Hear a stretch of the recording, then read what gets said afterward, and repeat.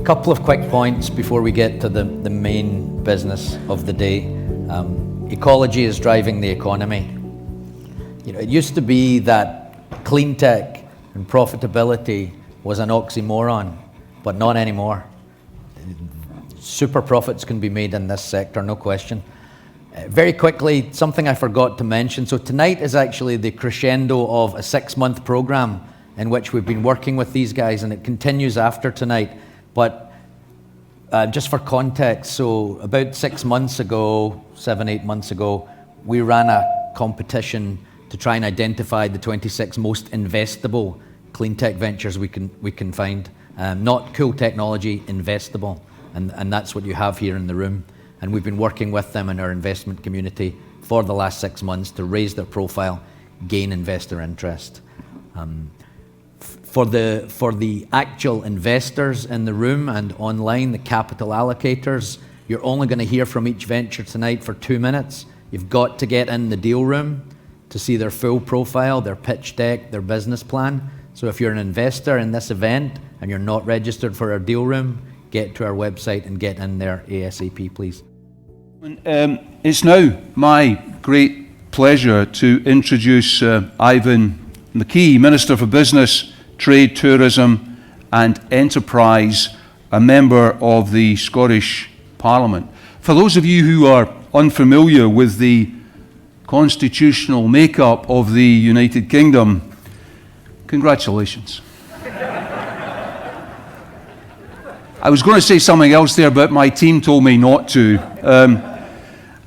Ivan McKee gave a keynote address to the Greenbackers November online event, which along with our May event last year and the feedback and consultations we had with the technology providers and with investors actually led us to our online showcase and led us to today. Ivan's roles in manufacturing businesses and managing companies in the UK and Poland and Finland and Croatia and Bosnia, and his work with the voluntary services overseas in Bangladesh mean, well, he gets it. He understands what we are trying to do. And as well as thanking Ivan for joining us in person at a very, very busy time for all Scottish ministers and for Ivan in particular, I wanted to thank his staff for helping to make it possible. Ladies and gentlemen, I'd like to introduce you to Ivan McKee.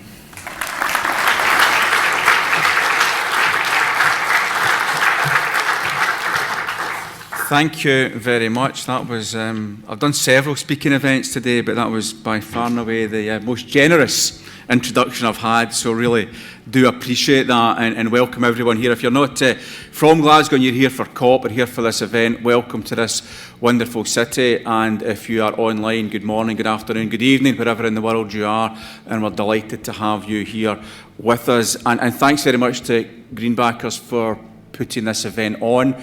I'm glad I had some small part in inspiring this event taking place. That's wonderful to hear, and it's I've made sure I got here because I want to talk to you because this is important.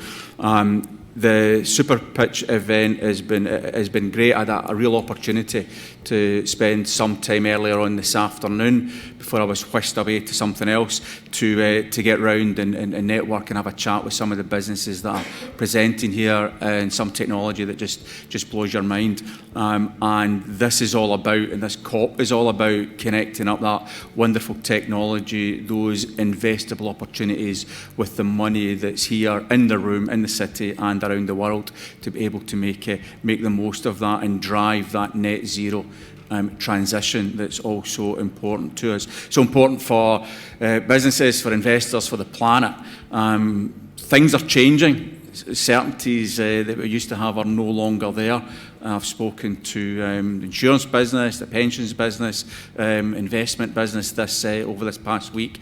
And when you look at it through that lens, the climate change is a huge risk for those insurance policies, but also a tremendous opportunity for all investors to be able to be part of this exciting new future. But fair to say also a lot of uncertainty because from very large global corporates that are in all kinds of sectors, right down to smaller investors, there's a real lack of certainty around about what's happening in terms of that risk-reward profile. Where do you go? What do you do? Who do you talk to? What do you invest in? How much risk are you prepared to take to not miss the boat, to be in the right place at the right time? And how do you avoid some of those challenges that are out there? So there's a lot to think about, and the conversations I've been having over the past week have really brought that into sharp focus. It's all about that technology and that finance and putting them together, and it's about what role can we as government play to help support that. And that's why the work that Greenbackers have done to pull this together has been truly exceptional and just great to see. And the amount of investors, serious investors that have engaged in this process is just wonderful. From Scotland's perspective, we are really proud. We're the first country in the world to declare the climate emergency. We have made great progress, not just on the policy framework round about that, but on the delivery side. We're now at a point where 100% of the electricity we use in Scotland is generated from renewable sources, something we're hugely proud of.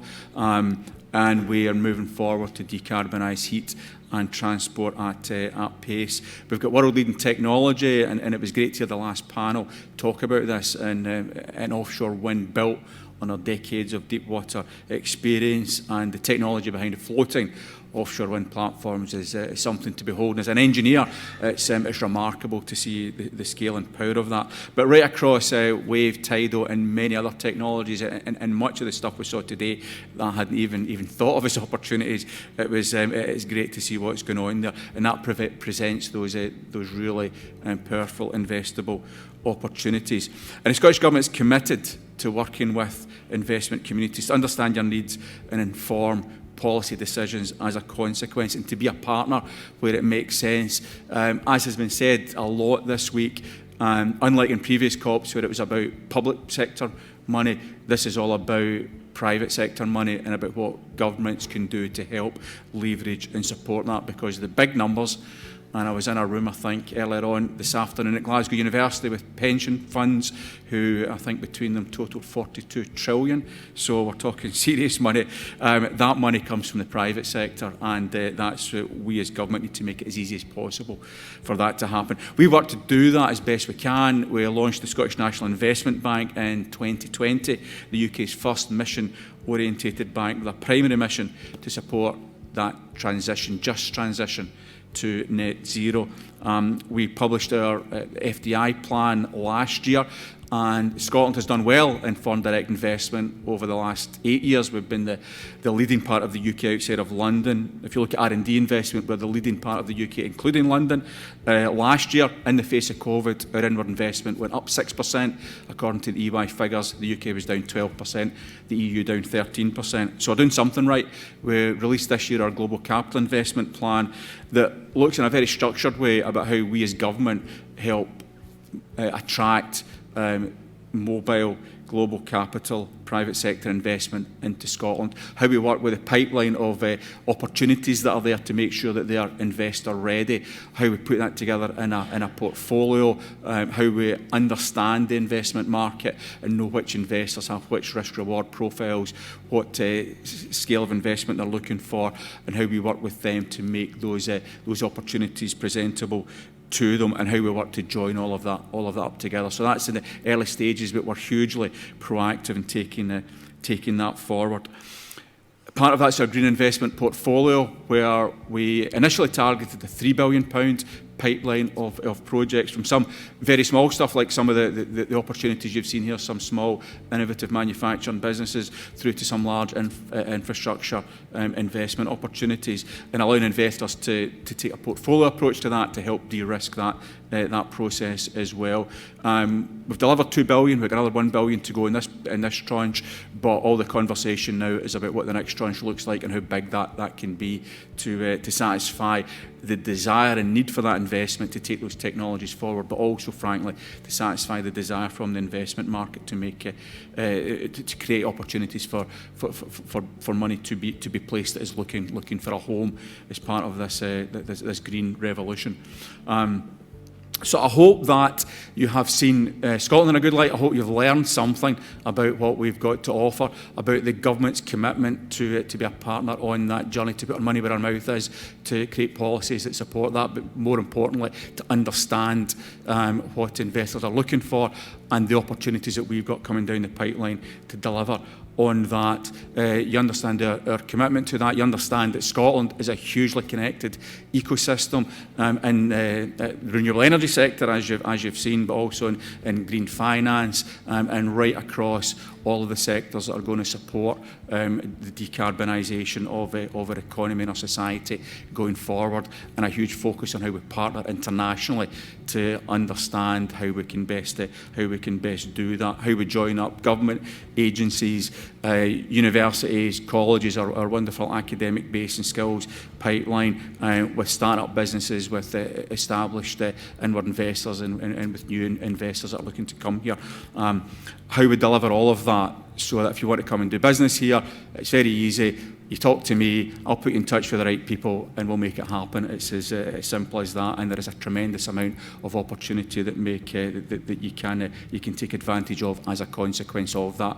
Hugely conscious, I think I'm keeping you from the break, so I shall finish up there, but I'll be around for a short period before I get dragged off to my next event this evening. But thanks again sincerely to Greenbackers for making this happen.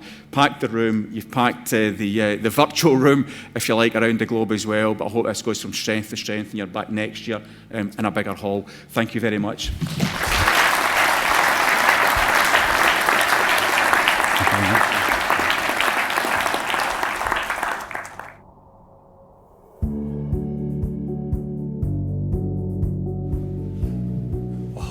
Hi everyone, I'm Ainsley Chinambiri, the CEO of Chitendai Limited. We are the manufacturer of the iRadiant solar panel, and we co-develop installations that use the iRadiant solar panel. We set up Chitendai on a fundamental basis of care. We care about people, climate, and biodiversity. And because we care, we're continually in search of excellence to be better in a differentiated manner. So we developed the iRadiant solar panel and business models that make electricity more accessible and affordable. Our centerpiece, the iRadiant solar panel, is 43% more efficient and generates up to 4 times more electricity per square meter than standard PV. And with smart technology, we're able to remotely monitor and control the performance of each installed solar panel so that customers, operators, and investors can get performance data in almost real time. iRadiant solar panel is targeted to the solar belt region of the Earth, which means it works well in Southern Europe, Middle East, Asia, South America, and the US and Mexico, where we also have granted patents. But we've targeted Africa, where we've developed a pipeline of work for the next few years, which allows us now to take nearly $148 million of pre-order projects to financial close. Our ESG impact is significant. In Zambia, our program is going to directly impact 500,000 people. It will reduce the cost of electricity by 30%. It will avoid 30,000 tons of CO2 emissions. But more importantly, it will eliminate the 13-hour-a-day power cuts experienced by many hospitals and clinics operated by the United Church of Zambia, which means doctors and nurses can continue to do their good work of saving lives. We're here looking for a $2 million investment, and we've secured already $650,000, and we look forward to speaking to you soon. Thank you.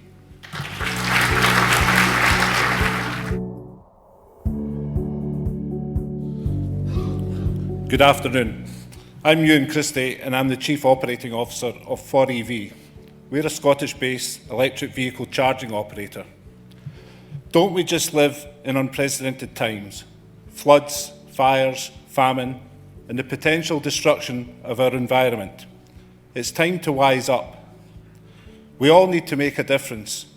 We can help deliver change, to turn back the tide, to have some fun, and add some shareholder value along the way. Here's where I think we can make a difference and how you can help. Decarbonising transport isn't easy.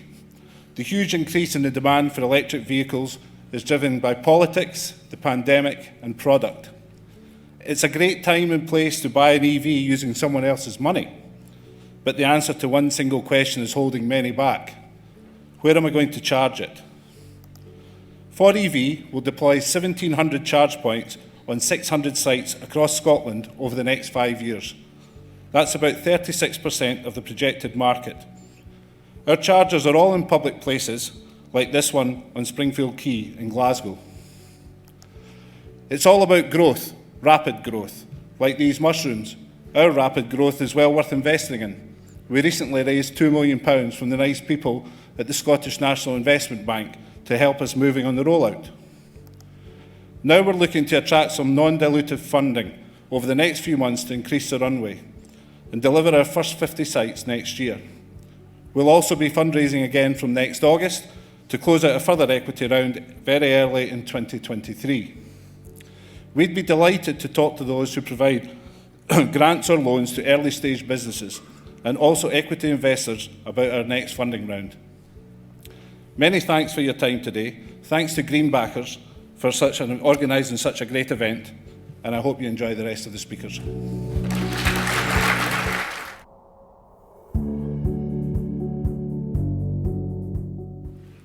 Hi, I'm Karthik, founder and co-CEO of Catrick Technologies. Hi, I'm Vijay Madlani, co-CEO of Catrick Technologies. Please enjoy the video. We are Catrick Technologies. We're an IP-led green tech business with patents in wind energy and passive cooling. We're looking for £9 million investment for 18% of our business. Here's what you'll be investing in. Our innovative wind technology uses multiple patented aerofoil fins to capture a variety of wind speed and directions, converting the oscillations to carbon-free electricity. With costs comparable to offshore wind and totally outperforming solar, we deliver a 10% return to the owner at just 8 pence per kilowatt hour. And if that's not enough, our patented passive cooling system slashes data centers' intensive cooling power consumption and carbon emissions by over 50%, making industrial AC units obsolete. Our thermal vibration bell uses bifluids and oscillating fins to dissipate waste heat. This is a strong revenue opportunity for our business in a well-funded sector. Another reason to invest in Catrick Technologies. In 2022, we expect £6 million of revenue, growing to £360 million in 2026. Our EBITDA margin over the period averages 70%, reflecting the software-like characteristics of our business model, giving us up to 90% profit margin potential. Our profit comes from licensing our IP to OEMs, not manufacturing ourselves. An experienced team, fully patent-protected technologies, vast opportunities, cash positive from 2022, exit potential 50 times plus in 5 years. So what are we looking for? A total of £9 million investment in exchange for 18% of our business.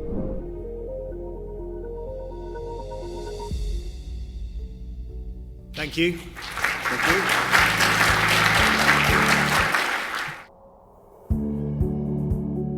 Hi, I'm Ken Morrow, founder of Hydrowheel, and we're looking for an investment of £300,000 to help bring Hydrowheel to markets worldwide and Ocean Hydrowheel to the prototype stage. Now, some of you may have noticed that I brought my children, Brodie and Keir, along too. Firstly, to show Hydrowheel is so simple that even their dad can set it up. But secondly, as a reminder that we are all here for our children. And I don't just mean that they will inherit our climate disaster.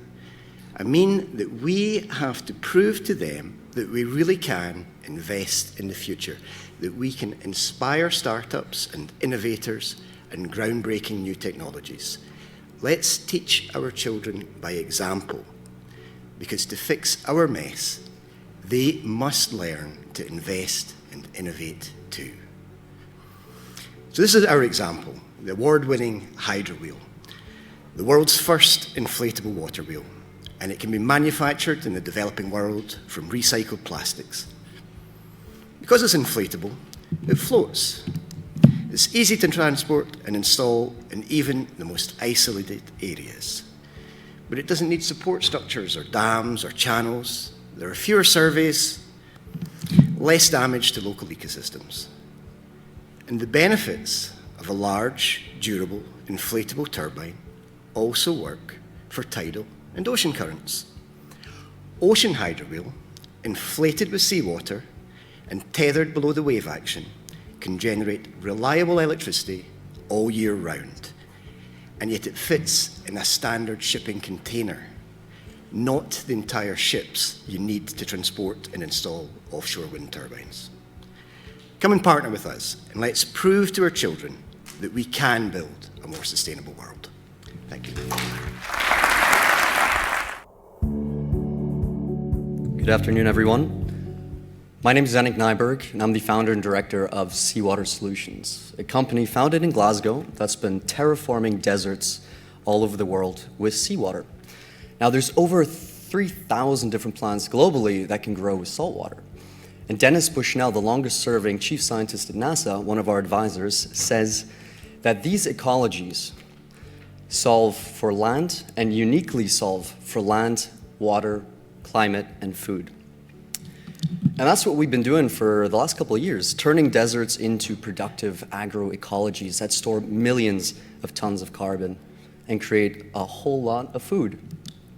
But over the last couple of years, we thought, well, the value here isn't just in agriculture and carbon, it's in the land itself as a real estate asset. If we're buying cheap land, undervalued land all around the world, and transforming it and terraforming it, we're actually creating functional and high-value real estate assets that are bankrolled by carbon credits, layering economic models from tourism to agriculture. This is climate asset management.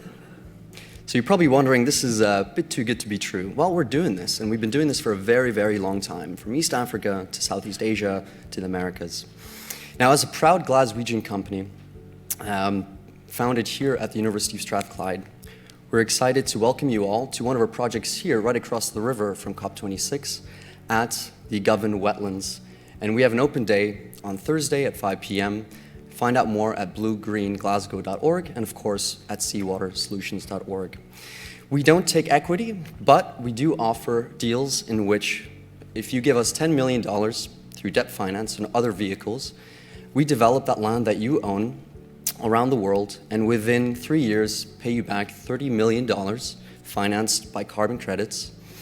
And if the carbon credit market suddenly disappears overnight, well, you still have a high-value land asset that's worth 20 times more than when you purchased it. My name is Zanik Nyberg, and this is Desert Greening 101. Thank you very much.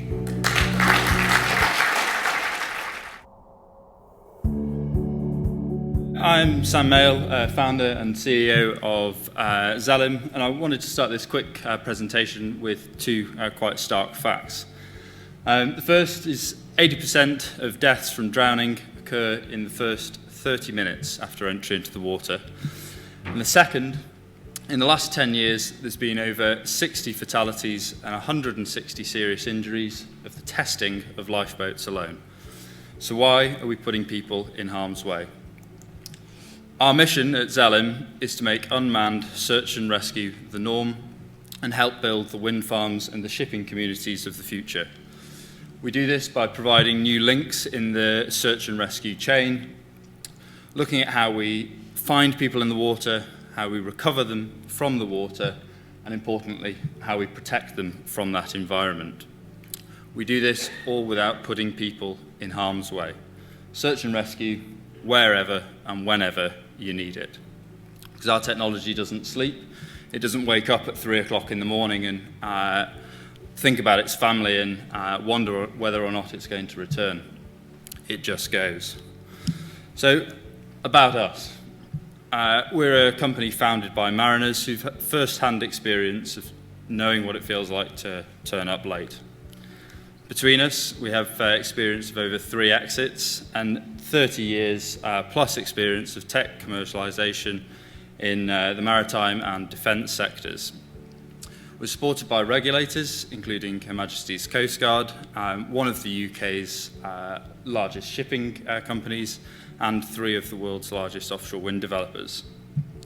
With £3 million of R&D funding nearing completion, we're now ready to commercialise. We're looking for £2.5 million to fund this, and we've already secured over £1 million from previous investors in previous rounds. We're currently backed by leaders in the offshore wind sector and in the oil and gas sectors. Just to close, 80% of deaths occur in the first 30 minutes after entry into the water. If you believe, like we believe, that we can change the game with this, we'd like to chat to you.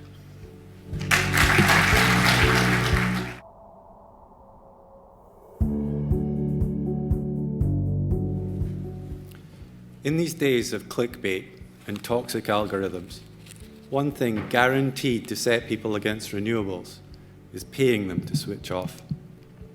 But what if, instead of paying wind farms to stop turning, we could get people to use that green energy when it's cheap and abundant, and avoid using power when it's dirty and expensive? Zoos can help make that happen by providing flexibility to homes and businesses through automatically controlling their energy demand up and down to match generation.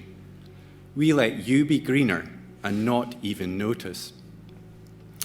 Zoos analyzes day-ahead energy pricing, grid carbon intensity, and hyperlocal weather forecasting to optimize energy use and balance the system. By focusing locally, we provide visibility and control to allow more renewables, low-carbon heating, and EV charging to be installed in each neighbourhood. While most companies entering the market for domestic flexibility services are downsizing from the C&I sector, deploying expensive hardware solutions to a market with small margins but large volumes, Zoos is taking a bottom-up, software-only approach, which is low-cost, secure, reliable, and rapidly scalable. We've developed a market-leading technology for planning the deployment of low-carbon assets, which is already being trialled by councils, network operators, housing associations, and community energy groups.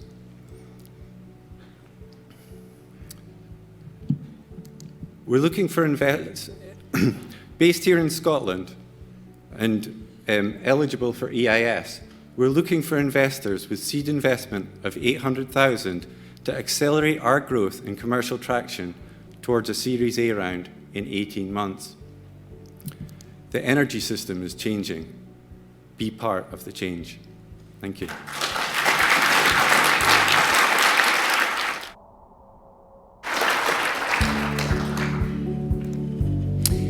Thanks, Mark. Great to be here, and great to be one of the latest solutions submitted to Solar Impulse. Grateful for that. Cars are being restricted in cities, and we are supposed all to change from driving to cycling. But cycling can be challenging, and especially in bad weather or when delivering goods or delivering children. My name is Morten Rinning. I'm the founder of CityQ, and we aim to make this shift from driving to cycling more attractive. We're basically trying to downsize a car into a high-tech bike. A bike with weather protection, with safety, with the capacity to bring either passengers or cargo. Almost like a car, but with 90% less in energy and CO2 emission. And it's as small as a bike, it's regulated as a bike, so you can ride it and park it anywhere you like for free. And family cargo bikes are becoming very popular in Europe. It grows with 40% last year. It's expected to grow up to 10 billion euro by 2030, of which CityQ aim at taking 1 billion euro. Even before launch, we got 2,000 customers subscribing to buying or interest to buy, both B2B and B2C, and we will be offering CityQ both for sales, for rental and for lease, and as a platform with multiple models made very multiple. And like cars, future bikes will soon become very high-tech. CityQ will be one of the first bike that removes chain and gears and replace it with software, enabling you to download new functionality and do remotely repair, like a Tesla or your smartphone. We will also soon be making potentially the first bike that can go purely on solar panel. We're looking for €5 million to start delivering to pre-ordering customers, and hope that you will look at it outside and meet the rest of the team. Thanks a lot.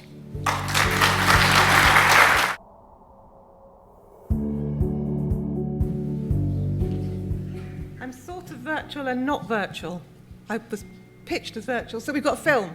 So I don't know when my 2 minutes have started. They have. Am I just pressing this? Yeah, okay. So, shipping. We all know it, we all use it, but we don't realise quite how impactful it is. It comes at a price. About the same amount of carbon as most developed countries. What can we do to change it? We can use technology that has been used for 8,000 years. There are 40,000 ships in the world that can be retrofitted or built with wind assist. So we've worked commercially with Drax to provide the demand pull for our autonomous, retractable, recyclable sails that will save 20% fuel. We can do all of this in the UK, but we're specifically interested in Scotland. We can create thousands of jobs, save hundreds of tons of carbon, and we like to work across the whole supply chain with hardware, with the digital enablers, and with the financial solutions. We're working really closely with Malin on the Clyde. We've developed a plug-and-play system. We've been hugely well supported by Scottish Enterprise to de-risk this project, and we have been able to design a £6 million project that we have 75% of the funding secured for from Scottish Enterprise and from industry partners. This is a truly collaborative project that can change the world. We can save between 1% and 2% of total greenhouse gas emissions. So we're looking for you to join us and help us over the line.